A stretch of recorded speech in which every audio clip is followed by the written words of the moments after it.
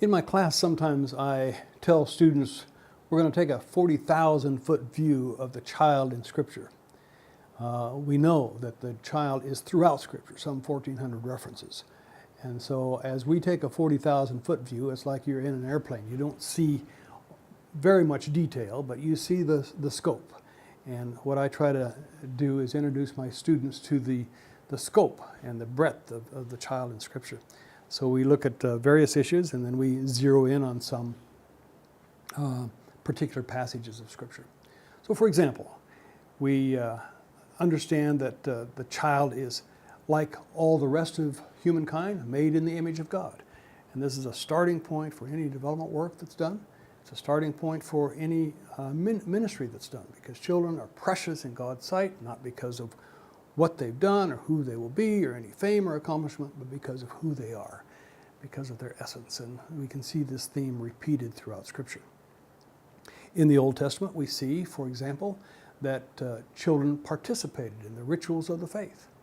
We see that when Joshua completed the conquering of the land, he had a large celebration, and children and the women and children were explicitly included in that. When Nehemiah finished building the walls, there was a celebration that was apparently heard for miles and miles around, and it again explicitly notes that the children participated in that celebration. Often we see that children were initiators of the rituals of the faith. We go back to the Passover, and we see the blood is sprinkled on the doorposts and on the mantle. And at Passover time, it was the children's responsibility to initiate the festival and the ritual by saying, "Father, what do these things mean?"